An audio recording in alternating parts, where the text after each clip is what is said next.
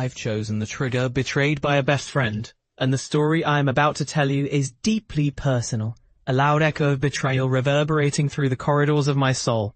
I was once a hopeful man, a sincere spirit who believed in the goodness of people. My life was filled with dreams, ambition, and a network of relationships I cherished. I had a close friend named Mark, a brother in every way that counted. We shared everything, from childhood memories to adult aspirations. We started a small tech company together, pouring our hearts and souls into it, often working late into the night over greasy takeout and caffeine. I trusted him completely. He was my sounding board, my confidant. We had plans. We talked about transforming our business into something big, something that would change lives. I believed in him as much as I believed in myself, but beneath that shared dream was a festering jealousy and ambition that I could never have anticipated. Everything crashed down when I discovered that Mark had been quietly stealing my ideas and presenting them as his own to a venture capital firm. He had been feeding me half-truths while maneuvering behind my back, building a path to success that did not include me. The betrayal hit me like a punch to the gut. The shock left me breathless, and I felt the air leave my lungs as I read his name linked to a deal worth millions. I had laid every piece of my trust on the table, only to watch it crumble into dust. It felt like I had been betrayed by the very person I had helped mold into a visionary. The pain was visceral. It was raw and almost unbearable. My heart raced with disbelief and sorrow as I grappled with the reality that this man, who I thought shared my dreams, had used my vulnerabilities against me. I could not fathom how the same person who laughed alongside me and celebrated my triumphs could be the architect of my downfall. Anguish morphed into anger, and for weeks I spiraled into despair. I sat in my dimly lit apartment, surrounded by memories of our friendship that now felt like cruel reminders of my foolishness. My productivity waned, my ambitions dimmed. I found myself sitting in silence, questioning every decision I had made, and for the first time, I felt the darkness closing in. But deep within that despair, a flicker of determination ignited. I realized that if Mark could betray me, he could also be taken down.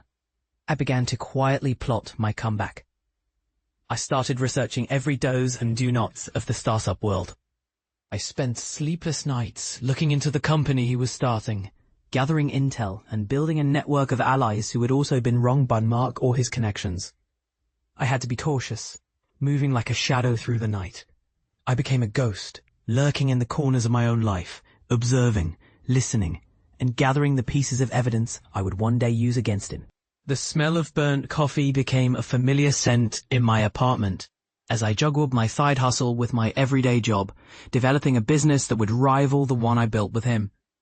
Each email I sent and every late-night meeting I attended felt like a step closer to my reckoning. I set out to work relentlessly, fueled by a mix of rage and purpose, turning my pain into passion. Time passed, and though I was still grieving the loss of my friendship, the gears of revenge slowly turned in my favor. As I moved deeper into my plans, I noticed the subtle shift in my life. I was no longer the defeated man who had lost everything. I was becoming Batman who knew what was at stake and what I was capable of. The day of reckoning arrived during a local startup conference where Mark was set to present his new venture. The atmosphere buzzed with excitement and anticipation, but all I felt was a laser-like focus. I blended into the crowd, keeping my cool, and watched as he took the stage, full of bravado, casually throwing around phrases like innovative and disruptive. Little did he know that I had gathered enough evidence of his dishonest dealings to ruin him. When he began to pitch his brilliant ideas, I stood up. My heart raced, yet my voice was steady as I called out from the back of the room, "Wait a minute, what about the truth behind those ideas?"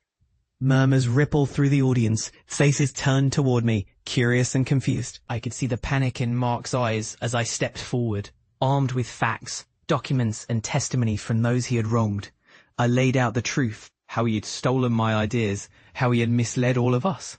For every ounce of trust I once gave him, I laid out the betrayal he had orchestrated, exposing him in front of hundreds of peers. The looks of shock on the faces surrounding us were satisfying. I could feel the weight of my revenge, settling like a warm embrace. Mark's facade crumbled as he fumbled for words, trying in vain to deny the truth. The audience gasped as I unveiled the layers of deception surrounding his so-called success. The tables had turned. Justice was served, cold and unforgiving. In the aftermath, I found more than just vindication. I found purpose. I realized that I could use my pain to fuel something greater. I started a foundation aimed at helping young entrepreneurs navigate the treacherous waters of trust and betrayal in business. I wrote a book detailing my experiences, sharing the lessons learned through betrayal and how to rebuild in the face of adversity. I became a mentor for those who had faced similar challenges, guiding them and helping them to rise above their circumstances. The hurt I once felt transformed into empowerment, and I began to heal. I no longer viewed my past as a chain that bound me, but as a stepping stone, leading me toward my true calling. People sought me out for advice, and in sharing my story, I found community, connection, and resilience. I could help others avoid the pitfalls I had stumbled into. I had taken a painful chapter of my life and turned it into a message of hope, strength, and redemption. I learned that betrayal was not just a weapon used against me, but a catalyst that pushed me to become the man I was always meant to be. If this story moved you, like, share, and subscribe to this channel.